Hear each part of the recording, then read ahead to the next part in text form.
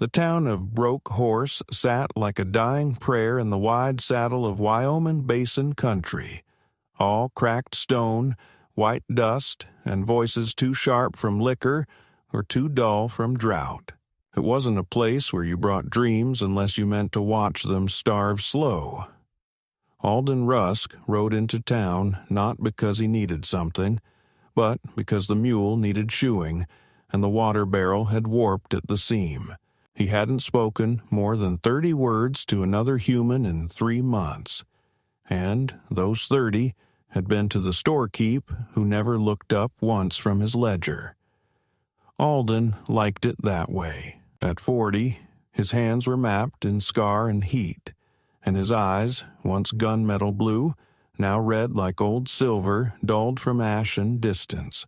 He had buried 2 brothers, outlived a war, stood twice before a rope jury and said nothing in his defense, and still found more peace in the moan of a half-wild horse than in the confession of any man. The war had taken his hearing in one ear. His wife had taken his voice with her when she died birthing a son who never breathed, and the land had taken the rest. All that remained now was his perimeter. 4 miles of split-rail fencing no one crossed without cause, and the silence inside it he held like a boundary against a world that never learned to shut up.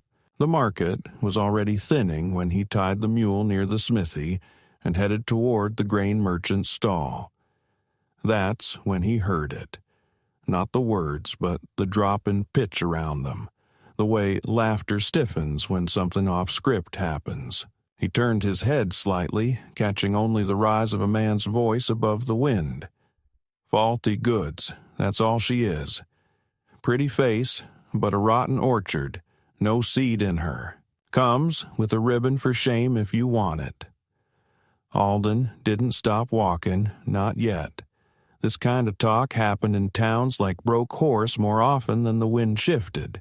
Some fool always tried to sell what couldn't be fixed, but then came the line that cut through.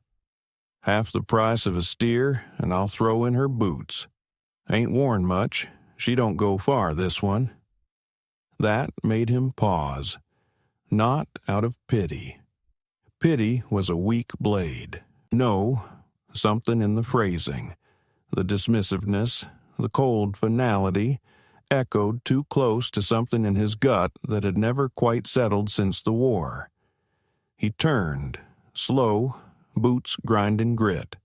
There she stood, 28, maybe 30, though the dry-stretched skin and raw-knuckled hands made her seem older. Her hair was sun-bleached, cut uneven as if by blade-knot mirror, and her dress hung like memory, once nice, now threadbare at the seams. She had no shoes on, just calloused feet sunk in the packed earth. Her face was neither fearful nor pleading, only taut with a tightness that suggested she had outlived worse than this auction. The man beside her, her father, if blood counted for anything in places like this, gripped a scrap of paper that looked like a medical certificate. "See?" he barked to no one in particular, waving it. "Doctor signed it himself. Says she's got no womb left to speak of. Good for cooking, maybe, or quiet." There was laughter then, cruel, low laughter, and someone in the back muttered, "She cook quiet, too?" And more laughter followed like the buzzing of flies. Alden didn't know when he had moved closer, but there he was, just outside the loose ring of men watching, arms folded, face unreadable. The girl's eyes met his, not wide with hope, not glossy with tears, just still. Gray. Steady.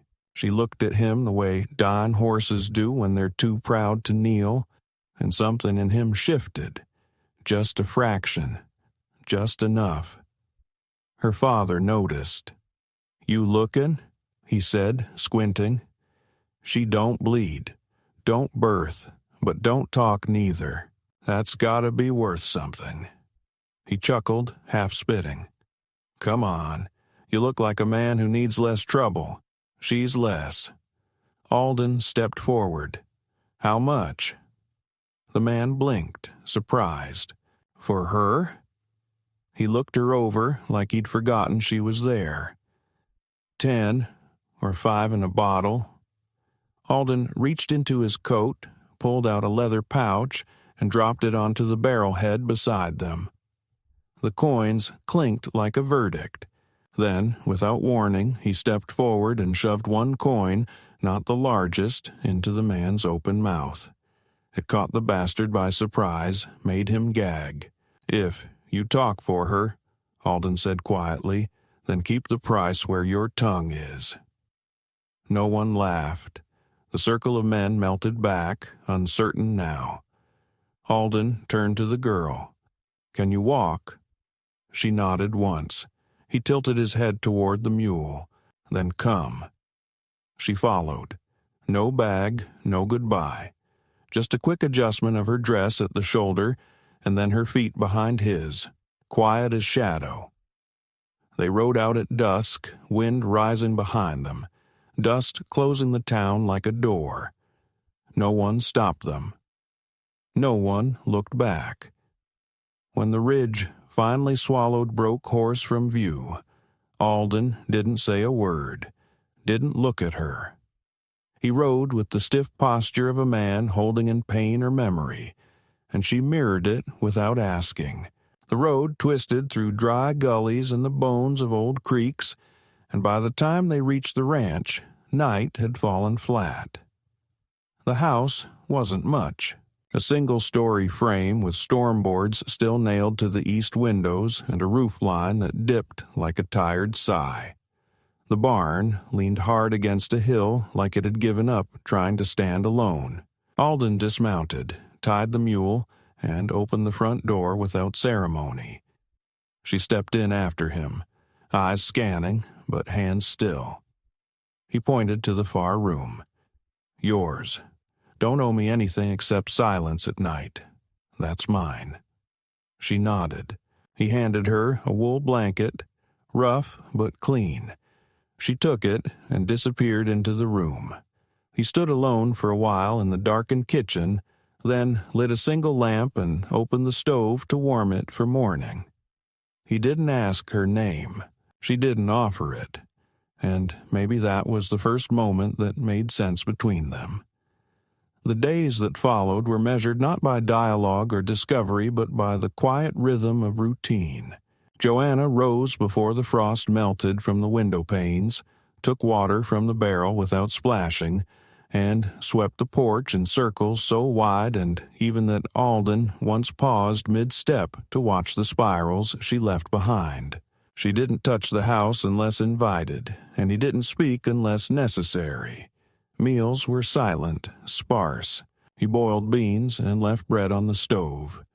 She steeped wild mint from the hillside and left the cup near the fire, never looking to see if he drank it. There was no intimacy in their proximity, only a kind of negotiated stillness that suited them both. She did not try to make herself small. She already was in frame and presence. But she moved with the calm wariness of someone long used to taking up as little space as possible. Alden noticed, but said nothing. On the third evening, the wind turned east, carrying with it the scent of old smoke and distant iron. Storm signs, but faint. He stood on the porch after sundown, one boot on the rail, watching the horizon where clouds scraped low over the ridge like bruises not yet risen. Behind him, the house creaked, and the faint clink of ceramic on wood told him she was setting the chipped bowl he always ignored. He didn't thank her. She didn't wait for it. But later that night, something shifted. The first sound wasn't the storm. It was glass, a brittle, unmistakable chime of a jar shattering. He sat up fast, heart suddenly alert in the dark. There wasn't fear in the motion, just memory. Some habits survived even when the danger changed form. He moved through the house barefoot, slow, not bothering with light. The sound came again, but softer this time, not from violence but repetition. A scraping. He followed it. The barn. Joanna was there, kneeling in front of the mule, one hand pressed to its flank, the other tracing something on the dirt with a broken bottleneck. She didn't look up as he entered. The mule, usually nervous, stood still, eyes wide but calm. Alden stepped closer, and only then did she speak. Not loud, not rushed. "Something's coming." Her voice was hoarse, as if unused, and yet the words were shaped with intention. Not a question, not a fear, just knowledge spoken like a weather report. He didn't mock it. "What?" he asked simply.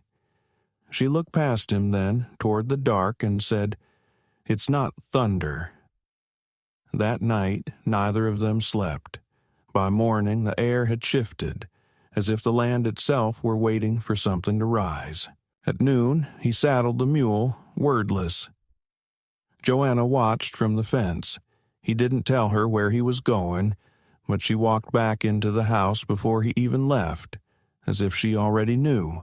The ride into town was uneventful. Broke Horse always felt hostile on good days, but this time there was something more. A tightness around the eyes of the storekeep. Whispers that halted when Alden entered the livery. He caught only fragments. That girl he brought, she was sold for a reason. "Did you hear about the Wilkins boy? Dead goats again." He didn't ask, let them rot in their assumptions. But as he mounted to leave, an old man sitting on the saloon steps lifted his voice. "She's cursed, Rusk. She'll rot your land same as she rotted her own womb." Alden didn't stop, didn't flinch. But as he crossed the ridgeline on the return trail, he found himself gripping the reins tighter than usual, the leather cutting into his calluses like the words had sliced deeper than he wanted to admit. Back at the ranch, Joanna was hanging wet cloths along the line, her hands moving with slow purpose. There was no fire in the hearth, but the scent of sage lingered on the breeze. He said nothing. She didn't ask what had been said about her, but that night, as they sat on opposite ends of the table, bowls in front of them untouched, Joanna finally spoke again. "You were a medic." Alden's head lifted, not sharply, but enough to show he registered the weight of her sentence. He didn't ask how she knew. She didn't explain. "Your hands don't shake," she said, "but your jaw tightens when you hear a cough." It was true. Had been since Shiloh, since digging bullets from boys barely grown and sewing limbs that wouldn't stay on for long. He nodded once, a concession. Joanna tilted her head. "You lost someone?"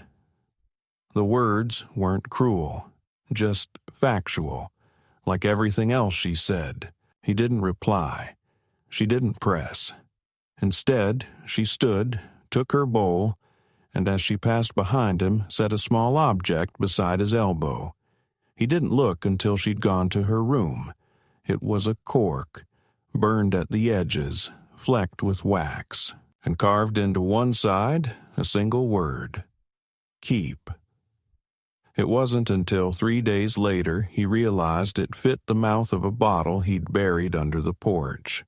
The bottle he used once a year. The bottle he used to scream into when the ghosts got too loud. She had found it, and returned the cork. Nothing was said. But that night, when he lay down, he did not dream of bleeding boys or his wife's stillborn silence. Instead, he dreamed of spirals in the dust, and the sound of glass breaking in the barn. There was no turning point, no sudden thaw or moment of revelation between them, only the slow layering of quiet that began to mean something beyond convenience. It started with the rhythm of things. The way Joanna began feeding the chickens without being asked.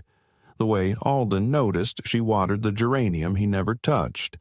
The way they started passing each other in doorways without flinching, without, brushing but not without noticing. One morning, after a night of dry lightning and wind that howled like dying cattle, he found her in the barn with a hammer in one hand and 3 bent nails clenched between her teeth.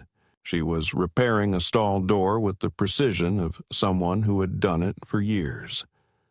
Alden stood watching her longer than he meant to. She didn't acknowledge him at first, just struck another nail through the split wood with clean, solid force. When she finally spoke, her voice was low and unhurried. "Something got in last night. Found tracks near the grain." Alden looked at the corner she meant. He saw them too. Raccoon, maybe, or something worse.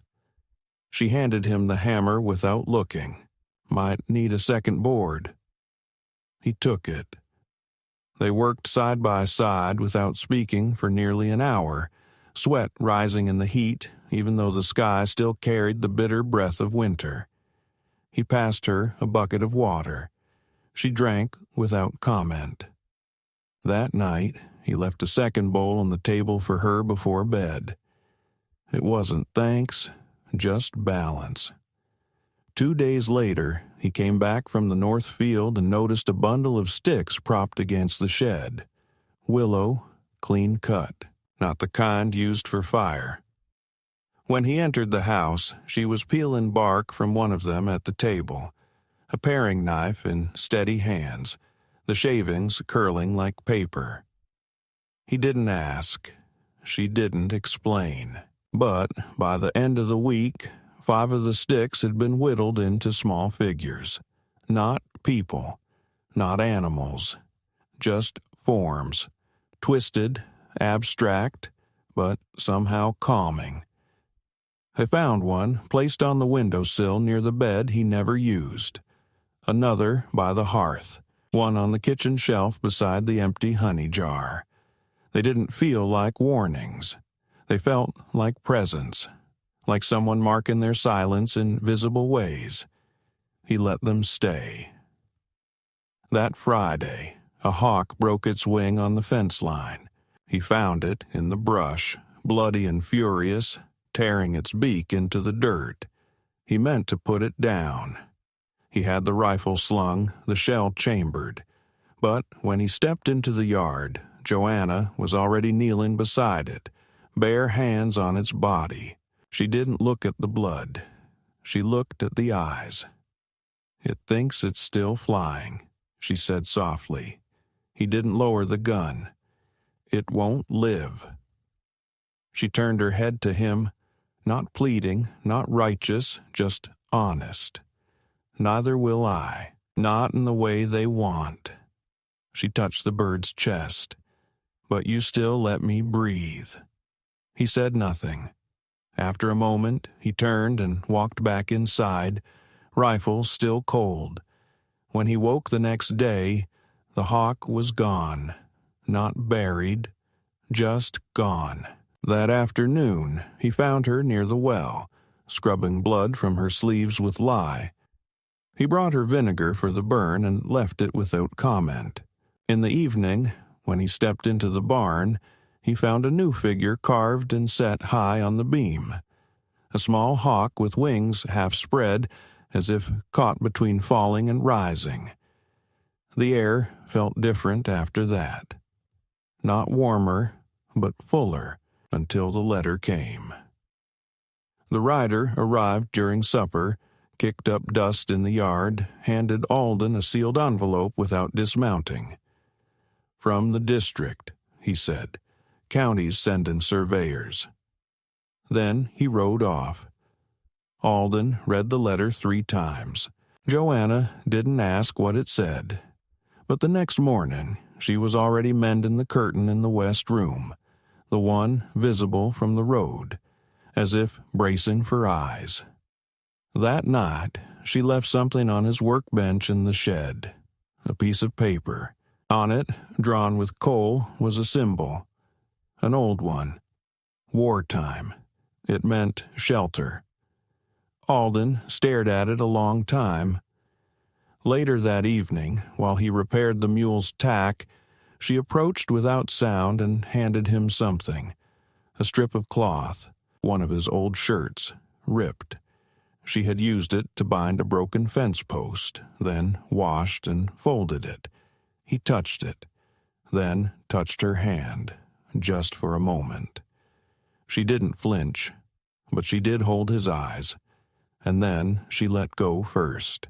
That night, after they'd both gone to their corners of the house, a storm rolled in from the east, heavy and fast. The windows rattled, the walls groaned, and in the silence between the thunder, he thought he heard her voice. Not speaking, not singing, just breathing steady in the dark. For the first time in a long time, he didn't dread morning. And when it came, she had already started coffee. The morning began like all the others had, the sun crawling over the ridge with the reluctant pace of a drunk waking from a bad dream. The clouds hung low, pulled taut like the belly of a dying steer, and the air had that quiet, charged heaviness that made the birds forget to sing. Alden knew that feeling. He had known it in Virginia before the last push, known it in Tennessee when the colonel's horse had thrown a shoe right before the camp was shelled. It was the kind of stillness that didn't come from peace, but from warning, as if the land itself was holding its breath. Joanna must have felt it too. She was already outside before the kettle had finished whistling, standing near the edge of the field, her hair pinned back and sleeves rolled high as she watched the tree line like something waited inside it. Alden didn't speak. He poured 2 cups, left hers on the porch rail, and leaned against the doorframe, watching her watch the distance. She didn't drink it, just kept standing there, arms folded across her stomach like she was holding something in place. When she finally turned to him, her face was pale but steady. "Don't go to the east field today," she said. "The fence'll hold, but not the trees." He didn't ask how she knew. Over time, he'd stopped asking such things. Instead, he nodded and walked to the south pasture instead, checking the posts and measuring the stream's edge where the soil had started to bleed away with the snowmelt. By midday, the sun had vanished completely, smothered under a wall of bruised gray. The wind picked up in short, coughing bursts, then stilled again, each pause longer than the last. Alden was in the barn, oiling harness straps, when the door banged open and she was there, barefoot, soaked to the knees, eyes wide with urgency but not panic. She didn't shout. She never did, but she crossed the dirt floor and gripped his sleeve with both hands, her breath ragged. "Now," she said. "It has to be now." He dropped the leather and followed her without asking. Outside, the sky had turned sickly. The clouds no longer moved. They churned. Trees bent wrong. The air stank of iron and ozone. And then the first crack came. Not thunder, not wind, but the sound of something old and enormous splitting. Joanna pointed toward the hill. A dead pine, long since struck by blight, had snapped in two and fallen across the trail. He barely had time to register it before another flash lit the sky, and a bolt of lightning slammed into the clearing, catching the edge of the grain shed. Fire leapt. Smoke poured out in a choking ribbon. Joanna was already moving, pulling a bucket from the trough. He joined her. They worked without coordination but with instinct. He doused the perimeter. She smothered the windbreak with soaked burlap. Rain followed, hard and sudden, knocking the worst of the flames down into steam. When it was over, they stood in the ash, soaked to the skin, chest heaving. Alden turned to her. Mud streaked across his jaw. "You knew," he said, not accusing, just stating. She nodded. Her eyes didn't meet his. "I dreamed it, or maybe remembered it before it happened. Sometimes it's hard to tell." He didn't press her. Instead, he reached up, wiped a smear of soot from her cheek with his thumb. "Thank you," he said, and it was the first time he'd said those words since burying his wife. She flinched at the sound of them, not because they were harsh, but because they weren't. That night, after they'd dried and eaten in near silence, she sat at the table and pulled the cork from the bottle he had once buried under the floor. Without asking permission, she spoke into it. One word: "Stay." Then she sealed it and handed it to him. He took it and set it on the mantel. Not as a joke, not as a warning, but as a promise. Neither of them knew exactly what it meant, only that it meant something. And that was enough, for now. It started with a knock.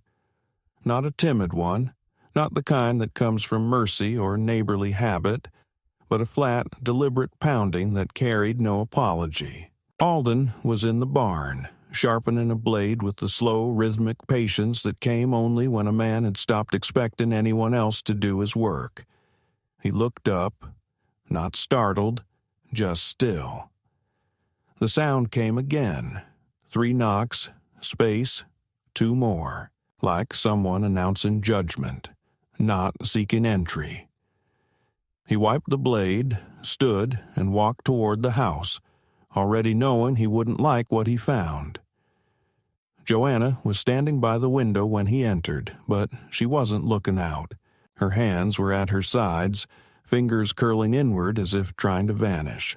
Her jaw was set, but her chest rose faster than usual, like something inside her refused to stay calm even as her face insisted otherwise. "They brought a horse," she said. Alden didn't ask who. He opened the door slowly and stepped onto the porch. There were 5 of them, 3 on foot, 2 mounted. One was the preacher's son, that nervous boy with eyes too pale for daylight and a voice too loud for his mind.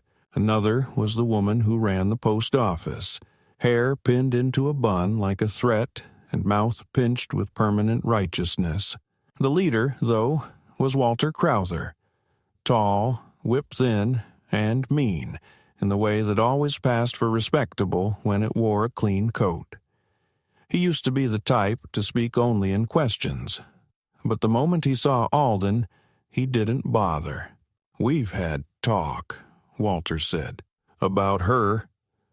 Alden folded his arms. "Is that so? That girl don't bleed right, don't sleep right. She don't walk like a woman or talk like one neither. But she's out here, living under your roof, and we want to know why." "No, you don't," Alden replied. "You want to hear yourselves ask." There was a murmur behind Walter, agreement or unease. It didn't matter. The preacher's son took a step forward. "Animals act different when she's near. My mother's goats won't go near the fence when she passes by, and Tom Withers's dog bit his own tail off 2 days after she came into town for flour." "That dog's been inbred 3 generations," Alden said. "He'd bite the moon if it barked." "She burned something on your land," the postmistress added, her voice sharp. "We saw the smoke last week. That wasn't brush. That was ritual." Alden felt a flicker of something then. Not rage, not even annoyance. Just tiredness laced with something colder. "It was your boy who left the hawks snared by our stream," he said. "We burned the carcass so the foxes wouldn't dig in. If that's a ritual, then it's one you started." That hit. She backed down half a pace, but Walter didn't move. "We ain't asking," he said, voice low. "We're telling. This is our county, our place. You can live quiet, Alden. We all been willing to let you stew out here. But she changes that." Alden stepped off the porch then. His boots hit the earth without hurry, but the way he moved made the line waver. He walked until he stood a few feet from Walter, not close enough to threaten, but not far enough to ignore. She ever hurt you? Silence. She take your land, burn your church, touch your child? No reply. He took one step closer. Then she's done more good than the rest of you combined. Walter's jaw worked, grinding molars like he meant to crush something. She's barren, he hissed. What kind of woman walks the earth knowing she can't carry life? It's unnatural. Alden didn't flinch. What kind of man carries death in his mouth and calls it truth? The words didn't echo. They sank. The wind picked up then, dry with the promise of dust, and behind Alden, Joanna stepped outside. She wore no shoes, no shawl, just her plain dress and the mark of ash still on her wrists from the night she'd smothered the shed fire. She looked at them without fear, but not with defiance either, just calm, like she knew every accusation before they were born. "You think silence is emptiness," she said. Her voice was steady, and it startled the men more than any scream could have. "But it's weight. You're afraid of what you'll hear when nothing protects you from yourself." "You saying you're better?" the preacher's son barked. "You saying we don't know right from wrong?" "I'm saying you want to be right more than you want to be good," she answered. That stung. The postmistress turned her face away like she'd been slapped. Walter took one step forward, spitting into the dirt. "You'll bring something worse than crows to this place, girl. You keep your mouth moving and it'll bring rot." Alden moved between them. No weapon, just the weight of his presence. "You want me gone?" he said. "Say it. You want this land to spit me out? Say it." "You were one of us," Walter growled. "You fought, you bled, you buried your own. But now you let some barren witch live in your home like that's all a man's worth?" "No," Alden said.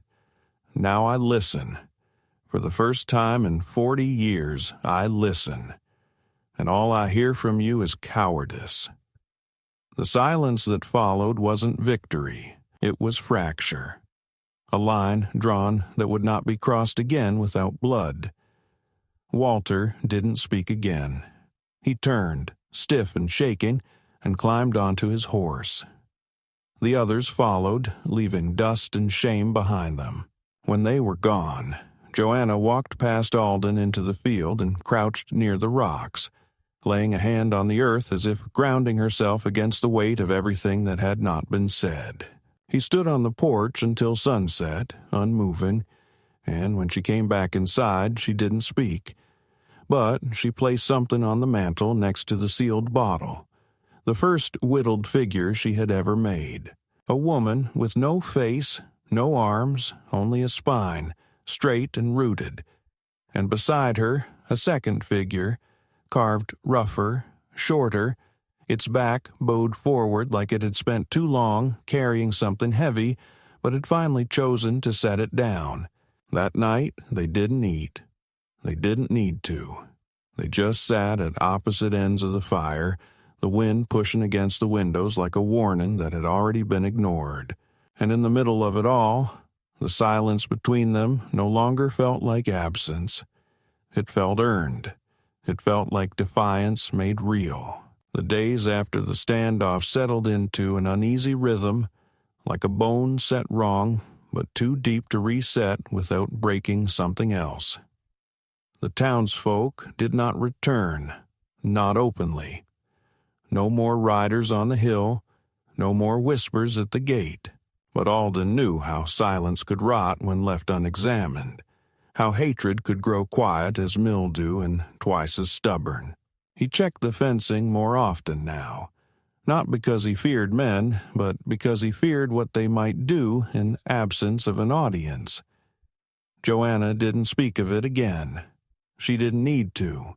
The barn was swept daily, the water barrel covered, tools placed exactly where they belonged.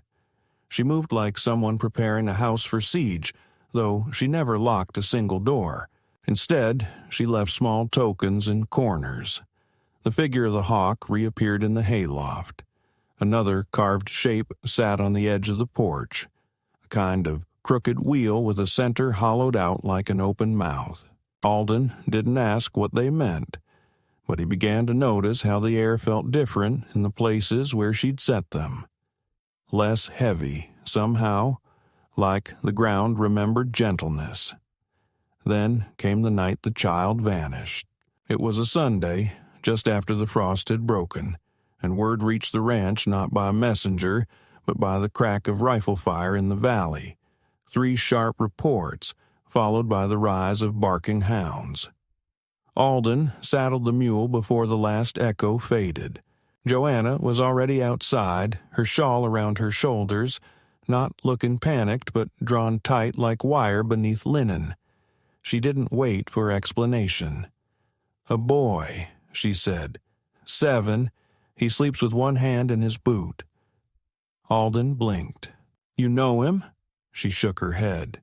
"No, but he's afraid of falling. His dreams are full of drop-offs." It wasn't metaphor. He knew that now. He simply nodded, and they rode without speaking.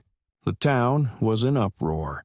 Men yelling, women holding cloth to their mouths, dogs scenting the edges of creek beds that had only just started running clear. The sheriff waved Alden off, too proud to admit he didn't know where to search. Joanna ignored them all. She stepped down from the mule and walked into the clearing near the orchard, where the earth was soft from thaw. She knelt, pressed her hands flat to the mud, not praying, not whispering, just feeling. The people watched her with suspicion and some with contempt, but no one stopped her. When she stood, her fingers were caked with dirt and something else. Berries, perhaps, crushed into her palm like a mark. "He went west," she said, "toward the ridge, but not over it. He's hiding, not trapped." "You sure?" Alden asked. She turned to him, the wind lifting her hair. "I know what it feels like to vanish without being lost." That was all he needed. He led the way, and she followed on foot. The townsmen didn't join them. They scattered, muttering, searching elsewhere. But Alden trusted her feet more than their torches.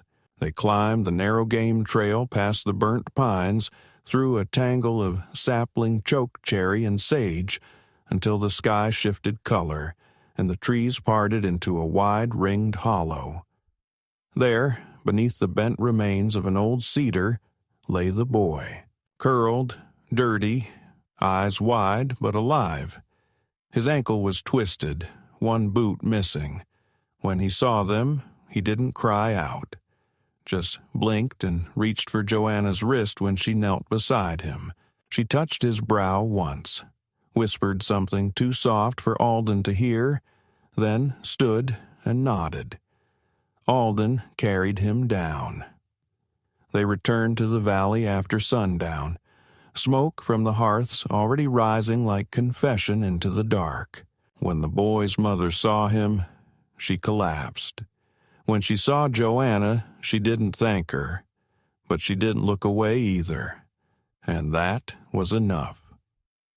That night, back at the ranch, Alden built a fire higher than usual.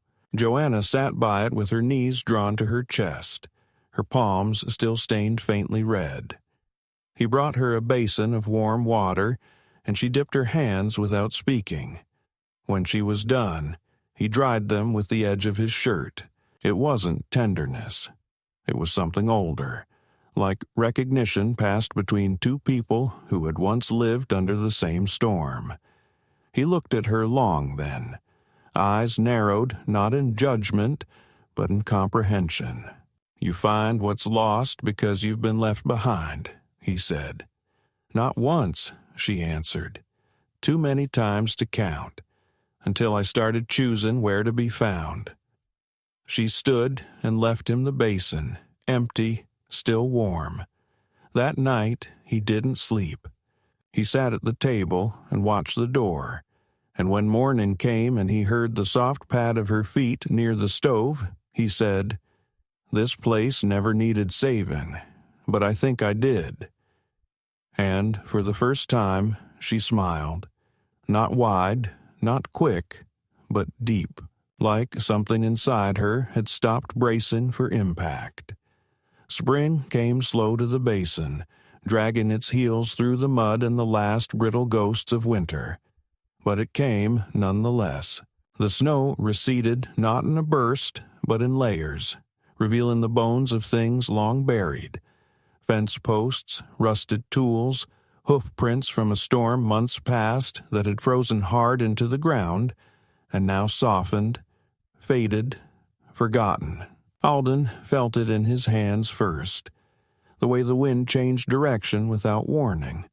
Warmer, with the scent of old rot giving way to something green and rising. The land had not forgiven anything, but it had allowed itself to breathe again.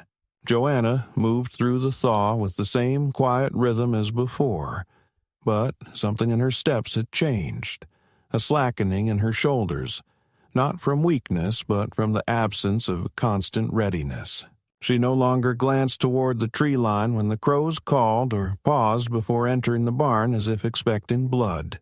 Instead, she began marking rows in the earth near the east fence, pressing her thumb into the soil with the care of someone planting memory, not seed. Alden didn't ask what she was growing. He brought her water when the sky failed to offer it and watched as she buried small carved tokens beneath the rows. Figures she no longer placed in the house. Figures she gave back to the ground like offerings. One morning, he found her asleep in the chair near the fireplace, her hand resting on the spine of the ledger he hadn't touched in years. It wasn't a book of accounts, but one of names. Births, deaths, horses traded, acres lost to the fire. And the page beneath her palm was blank, save for a single line she'd written in tight, deliberate print. Ours begins where theirs stopped. Didn't wake her. He sat beside her until the light shifted across the floorboards, and when she stirred he simply said, "We never named the trail behind the barn. You want it?" She didn't answer with words. She rose, stretched, and walked out into the yard. He followed. She picked up a flat stone near the porch, drew something across its surface with a bit of coal, and placed it at the foot of the path. He looked later. 3 curved lines, connected by one unbroken stroke, like water feeding into a basin. He didn't ask what it meant. It meant enough.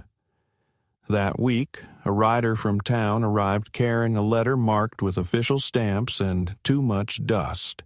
It was a deed transfer, unsigned. The Crowther estate had folded, their land defaulted, and the county offered surrounding parcels to neighbors in good standing. Alden didn't laugh, didn't frown, just folded the paper and laid it on the stove.